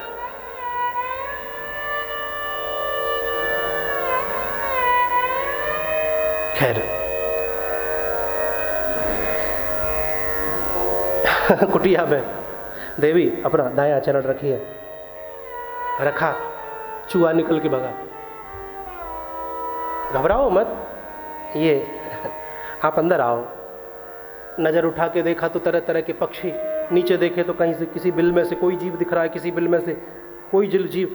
घबराओ मत देवी, ये सब इस कुटिया को अपनी कुटिया समझते हैं, लेकिन आप कहाँ रहते हो? देवहूति ने पूछा करदम से। वो आसन देख रही हो कुशा का, वो कोने में दूर उंगली से इशारा करके बताया, वही मेरे रहने सहने खाने पीने भजन करने का स्थान है। वही मेरे रहने सहने खाने पीने भजन करने का स्थान है। देवहूति की आंखों में आंसू भर आए कि मुझे आज त्यागी पति की प्राप्ति हुई है। एक बात मैं आपसे कहूं, इस पृथ्वी से एक ही रात में 50% पाप खत्म हो सकता है, यदि स्त्रियां चाहें तो। अगर स्त्री अपने पति से कहे ना, स्वामी किसी की आत्मा दुखा करके धन घर में मत लाना, मुझे नहीं चाहिए नंबर 2 का, मुझे नहीं चाहिए रिश्वत का धन अपने घर में, मैं प्रेम से सूखी रोटी खा लूंगी, मैं संतुष्ट हूं, मैं खुश हूं, मैं सत्य कहता हूं। फिर व्यक्ति किसी को लूटना खसोटना, ये चालाकी, ये चतुराई, किसी के साथ में छल कपट, ये दलाली सलाली, जाने क्या क्या अटरम सटरम, ये सब बंद कर दे। लेकिन जब पत्नी पति से कहे ना कि फलानी पे रानी का हार है, मुझे भी डायमंड का चाहिए, तो पति फिर विवश होता है। मेरी प्यारी माताओं, मैं बड़ी गहराई की बात कह रहा हूं आप लोगों से। पति को पत्नी को धर्म पत्नी क्यों कहा है? क्योंकि पत्नी ही पति को धर्म के मार्ग पर चलाती है। स्वामी नहीं चाहिए, ये रोजाना तुम्हारे दरवाजे पर एक साइन करने में तुम्हें क्या जाता है, कर दो ना, क्या जरूरत है इससे कुछ लेने की। ऐसी धारणा यदि माताओं की हो जाए ना, तो 50% पाप एक ही रात में इस भारत की भूमि से धर्म प्रेमी नष्ट हो सकता है, खत्म हो सकता है। देख करके अपने त्यागी पति को देवहूति गदगद हो गई। देवहूति झरने से जल ले आओ, पीछे झरना है। झरने से जल लेने के लिए जब देवहूति गई तो गाय बकरी सिंह एक घाट पर पानी पी रहे थे। देवहूति समझ गई कि ये मेरे पति की तपस्या का प्रभाव है। मुझे स्मरण होता है अपने गुरुदेव का आश्रम, जब मैं वहाँ पर विद्या अध्ययन करता था तो वहाँ कुत्ता बिल्ली बंदर सर्प नेवला एक ही जगह रहते थे। जब कभी दूध वगैरह डालना होता तो मैं देख लेता था, एक दूसरे से बैर है लेकिन वहाँ बड़े प्रेम से रहते थे आश्रम में। हमारे गुरुजी के आश्रम में बिच्छू काट लेना कुछ नहीं होता था, थोड़ी सी जलन होती थी 2-3 मिनट की, फिर एक पत्ता सा था उसे लगा लिया करते थे, कहीं काट ले। और वही काला बिच्छू यदि आश्रम से बाहर काट ले, समय पर उपचार ना मिले तो मृत्यु तक हो सकती थी महाराज। संत जहां पर भजन करते हैं वहां पर हिंसक जानवर अपनी हिंसा का त्याग करके अहिंसा का पाठ पढ़ लेते हैं। भजन में बड़ी शक्ति होती है। वैसे तो प्रारब्ध को कोई बदल नहीं सकता है, प्रारब्ध तो भोगना पड़ता है, लेकिन सुनिए, भजनानंदी व्यक्ति का यदि संग आपको मिल जाए ना, तो भजनानंदी के व्यक्ति का संग कर लेने से भी प्रारब्ध बदल जाता है। भजन में इतनी सामर्थ्य है, भजन में बड़ी सामर्थ्य है।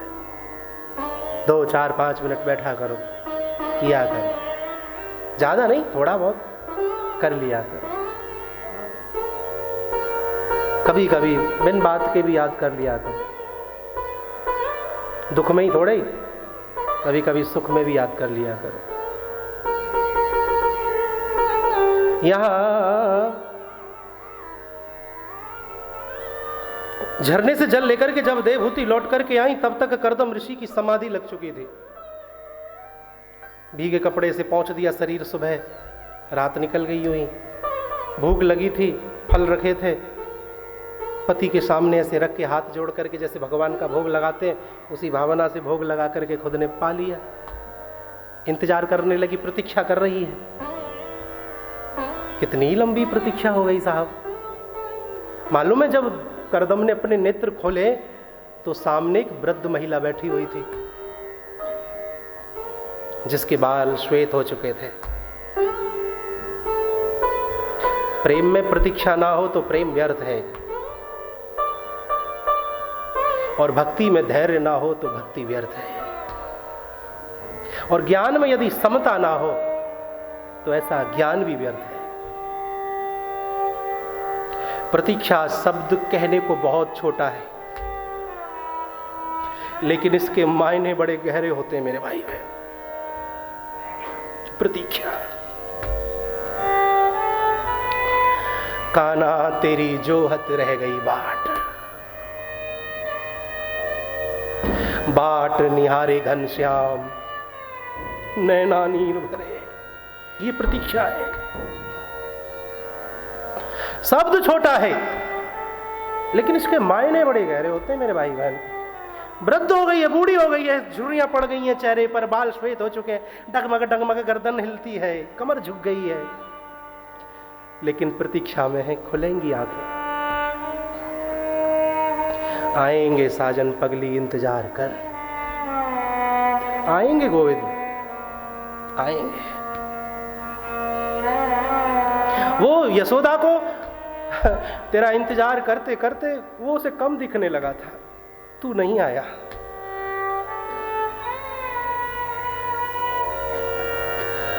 वो यशोदा को ऊंचा सुनने लगा था, तू नहीं आया।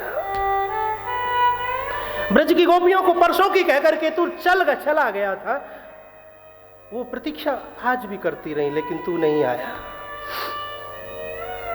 लौट करके नहीं देखा एक बार भी तूने। अरे मथुरा से द्वारका पहुंचा था, क्या तू द्वारका से वृंदावन नहीं जा सकता था?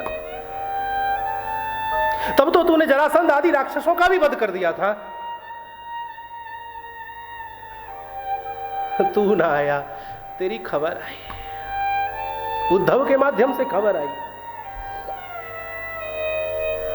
वो कितना प्रेम करती होंगी गोपियां उस कृष्ण से, जो उद्धव से कहती हैं कि हे उद्धव, एक बार तू हरि के दर्शन करा दे, हम तेरा गुणगान गाएंगे। जैसे हम कृष्ण तन कृष्ण मन कृष्ण ही हमारो धन, आठों याम उद्धव हमें श्याम ही सो काम है। जैसे कृष्ण कृष्ण हम आठों याम जपती है ना, उसी प्रकार तेरा नाम जपेंगी, बस एक बार तू कृष्ण का दर्शन करा दे। मिला दे कृष्ण से उद्धव, तेरा गुणगान गाएंगी। प्रतीक्षा एक अपने आप में अद्भुत शब्द है, और मेरे माई बाप याद रखिए, प्रतीक्षा का आनंद भी हरि मिलन से कोई कम नहीं। विरह अपने आप में अद्भुत है। यहां पर आज जब नेत्र खोले करदम ने तो देखा कि सामने एक वृद्ध महिला बैठी हुई है। कौन तुम? पति पूछता है। आपका परिचय? मैं स्वामी आपकी दासी देवहूति। स्वयंबा मनु की? हाँ, देवहूति तुम? मैं तो समाधि में चला गया था। अरे तुम्हें अपने पिता के घर चले जाना चाहिए था। बोले स्वामी, आपके चरण ही मेरा स्वर्ग है। पिता के घर 56 भोग हो और पति के घर पे सूखी रोटी हो, और वह भी कभी कभी हो, तो याद रखना, पिता के घर की 56 भोगों से श्रेष्ठ पति के घर की सूखी रोटी मेरी माता बहनों बताई गई है। सूखी रोटी।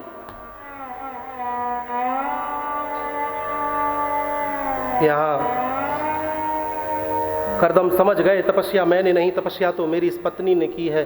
हाथ पकड़ा देवहूति का, समीप में सरोवर था, तपस्या का तेज तो था ही, बस फिर क्या था, डुबकी लगाई सरोवर में। करदम हो गए 20 वर्ष के, देवहूति हो गई 16 वर्ष की। एक विमान प्रकट हुआ, अप्सराओं ने सुंदर श्रृंगार कराया, मन की गति से चलने वाला वह विमान, विहार का आनंद आज देवहूति को मिला है। चकाचक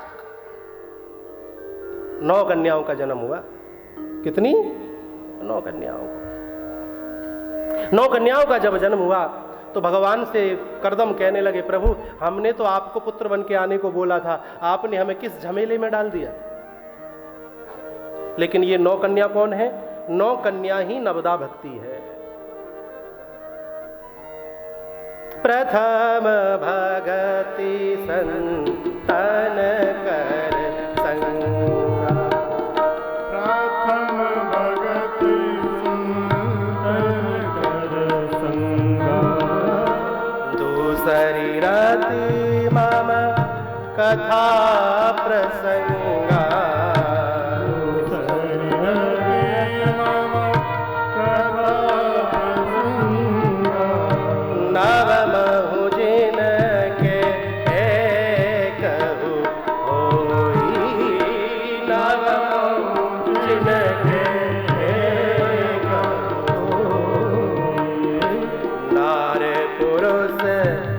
सचराचर कोई नार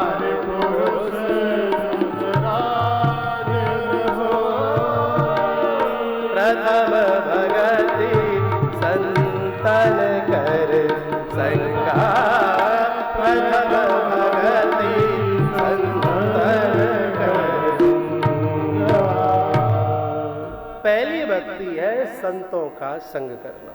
ये नवदा भक्ति जब हमारे जीवन में आती है तभी तो भगवान का दर्शन मिलता है मेरे भाई बहन। अरे सबरी के पास 9 भक्तियां थी तभी तो राम बिना बुलाए पहुंच गए।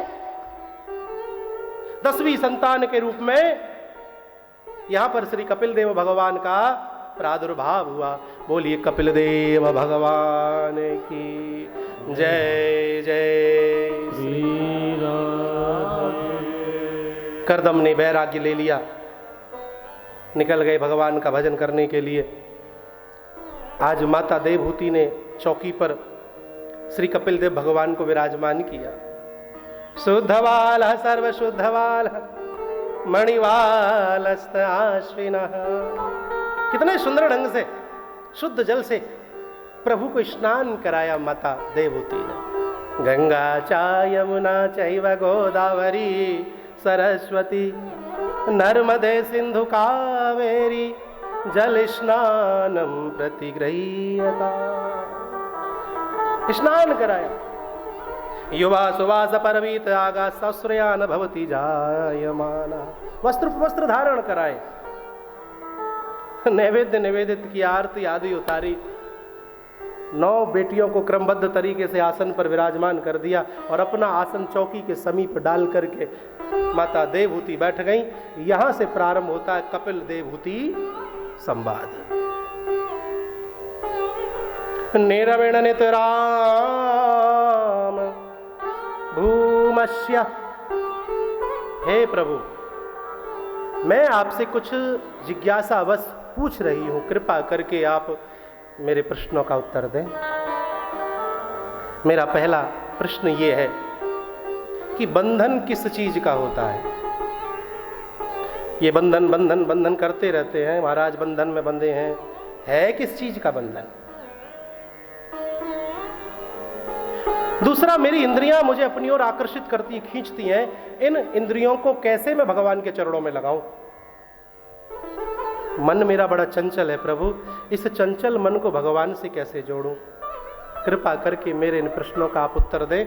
और हां, कृपा करके यह भी बताएं कि इस संसार में सुखी कौन है? मैंने संक्षिप्त में थोड़ा समेट दिया है, आप श्रवण करिएगा। मां, बंधन मन का होता है। मन के हारे हार है, मन के जीते जी। कथा से छूटते ही माताएं फोन लगाती होंगी, चिंटू पिंटू की खबर, चिंकी मिंकी की खबर। यही तो बंधन है। कितनी दूर आगे, हजारों किलोमीटर हम चल के आ गए, लेकिन फिर भी हमारा जो ध्यान है घर की तिजोरी पर है। कहीं पीछे से बहुत चाबी ना ढूंढ ले, कहीं चाबी ना मिला ले, कैसे भी पता नहीं पीछे से क्या हो रहा होगा। दुकान पे कितने ग्राहक इकट्ठे हो रहे होंगे, क्या चल रहा होगा, कौन कैसे संभाल रहा होगा, बेचारा अकेला कैसे कर रहा होगा। ये मन है साहब, कहीं भी भग जाता है। मन की गति सबसे तेज बताई गई है, और मन ही मेरी माताओं बंधन का कारण है। शरीर का कोई बंधन नहीं होता ना। 5 तत्वों से मिलके बना शरीर 5 तत्वों में यूं विलीन हो जाता है। एक मुट्ठी राख औकात क्या है? कितना कुछ खाते पीते हैं महाराज, लेकिन एक मुट्ठी राख औकात है शरीर की। और आत्मा का कोई बंधन नहीं है। आत्मा तो अज है, अजन्मा है। अजन्मा है अमरात्मा, भय में जीवन खो रहे हो, व्यर्थ चिंतित हो रहे हो, व्यर्थ डर के रो रहे हो। ऐसी ऐसी बुढ़िया माताएं मिलने आती हैं, महाराज चाबी को गुच्छा यहां लगा रखो है कमर पे, और महाराज चलो ना जा रहो। आकर के महाराज ढोक प्रणाम, अरे मैया आओ आओ, बाबा कछु ना चाहिए, अब कछु ना चाहिए, तुम्हारे आशीर्वाद से मुंह पे सब कछु है, अब मेरी मुक्ति है जाए। हमें मैया का वो गुच्छा दिखाई देता है, मेरा अरे मैया तू मुक्ति मांग रही है, तो पे चाबी को गुच्छा तक छूटोना है और तू मुक्ति मांग रही है? अरे प्यारी माताओं, मेरे भाई बंधुओं, मरने के बाद कोई मुक्ति होती है भला? मुक्ति तो जीते जी की होती है। समय पे पकड़ा, समय पे छोड़ना सीखो, ये मुक्ति है। आत्मा की कोई मुक्ति नहीं होती, क्योंकि आत्मा तो अजन्मा है, जिसका कोई बंधन नहीं उसकी मुक्ति कैसे हो सकती है? और भक्त कहते हैं मुक्ति तुम्हारे भगवान की दासी, हमें मुक्ति से क्या काम? कि वृंदावन की गैल में मुक्ति पड़ी मणराय, मुक्ति कहे गोपाल सो तू मेरी मुक्ति बता। मैं सबको मुक्त करूं प्रभु, मेरी भी कोई मुक्ति है क्या? कि पड़ी रहो या गैल में साधु संत चले आए, उड़ उड़ रज मस्तक लगे तो मुक्ति मुक्त है जा। तू पड़ी रहे, गैल में पड़ी रहे, कछु मत कर, पड़ी रहे। और जब साधु संत चल करके आएंगे और उनके चरणों से जब धूल उड़ेगी और तेरे माथे पे लगेगी तो अरे मुक्ति, तू भी मुक्त है जाएगी। तो मुक्ति तो भगवान की दासी है। बंधन का कारण मन है मां। इंद्रियों को प्रेम पूर्वक भगवान के चरणों में लगाना सीखो। जैसे इच्छा होती है कि भाई आज तो मान लीजिए वाली बेड़ई बन के है और चकाचक और सूखी सब्जी और हाँ और जलेबी के संग में मिल जाए और महाराज फिर आनंद ही कछु है जाए। खाओ, मना ना आए, लेकिन पहले बेड़ई को ठाकुर जी को भोग लगाओ महाराज। हे ठाकुर जी पाओ, बेड़ई तो बेड़ई रहेगी लेकिन बन जाएगी प्रसाद। और प्रसाद का मतलब क्या? प्र यानी प्रभु, सा यानी साक्षात और दा यानी दर्शन। प्रभु का साक्षात दर्शन ही प्रसाद है। इसी प्रकार शरीर की जितनी इंद्रियां हैं, 10 इंद्रियों हैं, इन 10 की 10 इंद्रियों को ऐसे ही भगवान के चरणों में जोड़ना चाहिए। चलने की इच्छा हो तो चलो, पाँव की इच्छा कहीं जाया जाए तो लगा के आओ परिक्रमा, भगवान के दर्शन करने जाओ। आंखों की इच्छा है तो साधु संतों के दर्शन करो, भगवान के दर्शन करो, माता पिता के सास ससुर के दर्शन करो। कानों की इच्छा है कुछ अच्छा सुना जाए तो भगवान की कथा सुनो, भगवान के भजन सुनो, सत्संग सुनो। इसी प्रकार मेरी माँ, प्रत्येक इंद्रिय को प्रभु के चरणों से हमें जोड़ लेना चाहिए। माँ, ये मन तो ऐसी चीज है, ये तो सबका चंचल है। और नियंत्रण में करने का एक ही उपाय है इस चंचल मन को, अभ्यासेन कौन्तेय। गीता में भगवान श्री कृष्ण कहते हैं केवल और केवल अभ्यास करने से ही मन नियंत्रण में आ सकता है, और कोई मार्ग मन को नियंत्रण में लाने का नहीं है। मन तो सबका चंचल है। पुराना भजन मुझे याद आ गया, बहुत पुराना है।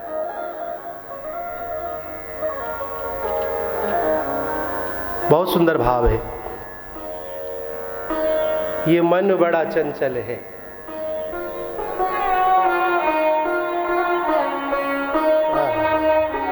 बहुत पुराना है।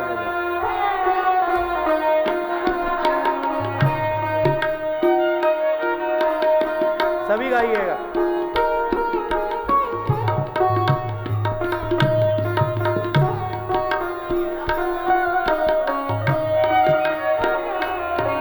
ये मन बड़ा चंचल है, कैसे तेरा राधे तेरे चरणों की श्यामा तेरे चरणों की,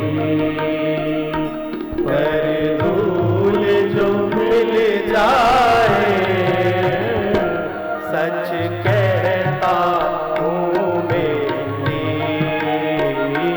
सच कहता हूँ मेरी, तकदीर बदल जाए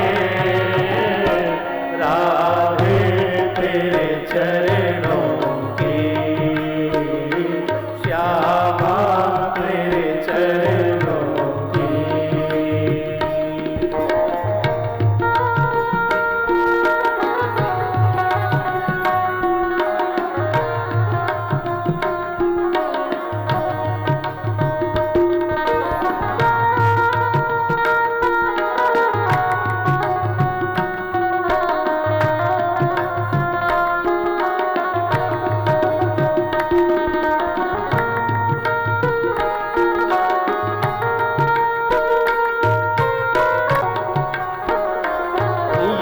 मन बड़ा चंचल है, कैसे तेरा भजन करूं। ये मन बड़ा चंचल है, कैसे तेरा भजन करूं। ये मन बड़ा चंचल है, कैसे तेरा भजन करूं। ये मन बड़ा चंचल है, कैसे तेरा भजन करूं।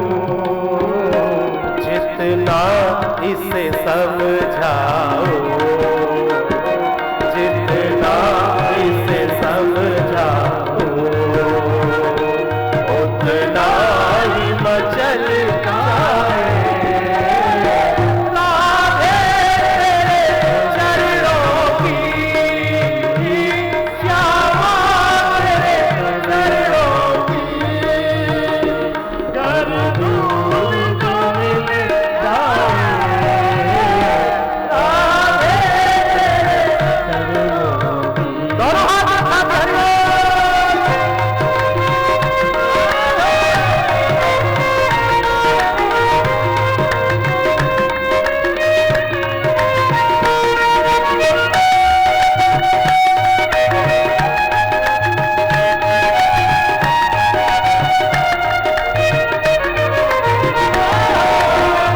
सुनते हैं तेरी रहमत, दिन रात बरसती है। सुनते हैं तेरी रहमत, दिन रात बरसती है। सुनते